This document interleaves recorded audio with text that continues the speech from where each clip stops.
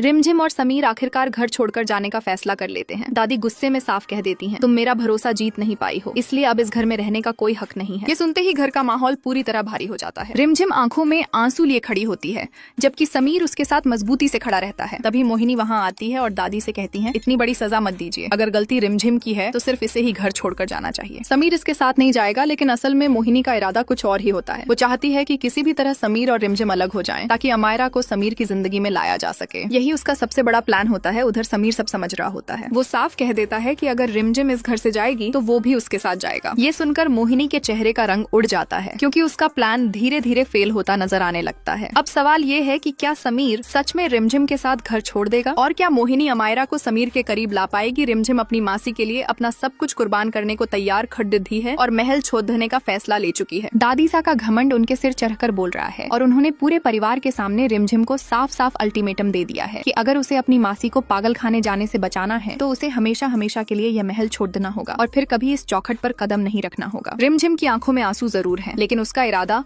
फौलाद से भी ज्यादा मजबूत नजर आ रहा है। वह बिना डरे और बिना किसी हिचकिचाहट के दादीसा की आंखों में आंखें डालकर कहती है कि मैंने फैसला कर लिया है दादीसा, मुझे इस महल से जाने में कोई प्रॉब्लम नहीं है, क्योंकि मैं नहीं चाहती कि मेरी मासी इस महल से जाए या उनके साथ कोई भी बुरा बर्ताव हो। रिमझिम के इस बेखौफ और निडर फैसले ने पूरे महल में सन्नाटा ला दिया है और हर कोई हैरान है कि ये लद्दाख की अपनी मासी के लिए राजमहल की ऐशो आराम की जिंदगी को एक पल में कैसे ठुकरा सकती है। रिमझिम पूरी मजबूती से अपनी बात रखते हुए कहती है कि मेरे जाने के बाद मेरी मासी का पूरे अच्छे तरह से ख्याल रखा जाएगा और उनका ढंग से इलाज होगा, जैसे आज तक होता आया है। ये मेरी सबसे बड़ी शर्त है। दादीसा भी उसकी इस शर्त को मान लेती हैं और कहती हैं कि हम राजवंशी हैं और अपनी जुबान के पक्के हैं। रिमझिम का यह त्याग देखकर हर किसी का दिल पसीज जाता है। वह कहती है कि मुझे यहाँ से जाने से पहले बस एक बार अपनी मासी से मिलना है। दादीसा अपनी सासू माँ को हुक्म देती हैं कि जाओ उस बावली को लेकर आओ। रिमझिम को लगता है कि अब कम से कम उसकी मासी सुरक्षित रहेंगी, लेकिन तभी कहानी में एक ऐसा भयानक तूफान आता है जो रिमझिम के पैरों तले जमीन खिसका देता है। प्रताप चाचा और चची बदहवास हालत में भागते हुए आते हैं और हाँफते हुए बताते हैं कि सासू माँ, हमने पूरा महल छान मारा, लेकिन सुनंदा जी तो कहीं भी नहीं है। हमें लगता है कि वो कहीं भाग गई। यह सुनते ही रिमझिम का खून खौल उठता है और उसका गुस्सा 7वें आसमान पर पहुंच जाता है। वह दादीसा की तरफ उंगली उठाते हुए दहाड़ कर कहती है कि अगर मेरी मासी के साथ कुछ गलत हुआ है तो मैं समझ जाऊंगी कि मेरे यहाँ से जाने के बाद मासी यहाँ बिल्कुल भी सेफ नहीं है,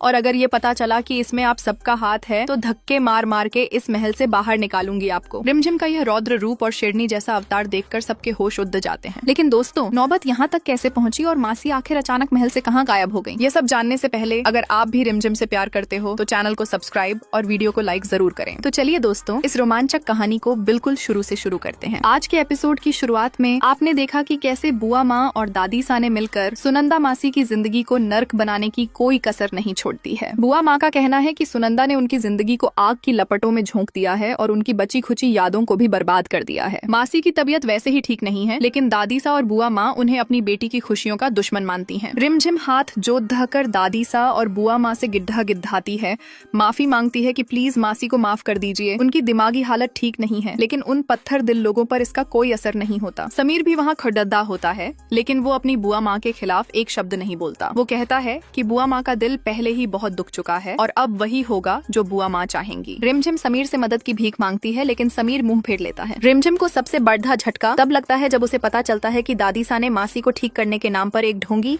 और खूंखार तांत्रिक को घर में बुला लिया है। वह तांत्रिक ओम कामाख्याय नमः स्वाहा के मंत्र पढ़ते हुए मासी पर भयानक जुल्म कर रहा होता है और कहता है कि इसके अंदर जो भी बुरी शक्ति है वो मैं निकाल कर रहूंगा। मासी दर्द से चीख रही होती हैं और उनकी दर्दनाक आवाजें पूरे महल में गूंज रही होती हैं। दादीसा का घिनौना सच सामने आता है कि वो जानबूझकर मासी को तकलीफ दे रही हैं, ताकि मासी की चीखें सुनकर रिमझिम वहां आए और कुछ ऐसा करे जिससे वो रिमझिम को हमेशा के लिए बाहर का रास्ता दिखा सके। रिमझिम मासी की चीखें सुनकर पागलों की तरह भागती है, लेकिन प्रताप चाचा उसे रोकते हैं और कहते हैं कि दादीसा ने मना किया है, एक कदम भी आगे बढ़ाया तो नतीजा अच्छा नहीं होगा। रिमझिम का अपनी मासी के लिए तड़िदी ताजपना और तांत्रिक के चंगुल से उन्हें बचाने के लिए भागना देखकर किसी की भी आंखों में आंसू आ जाएंगे। अगर आप भी रिमझिम से प्यार करते हो तो चैनल को सब्सक्राइब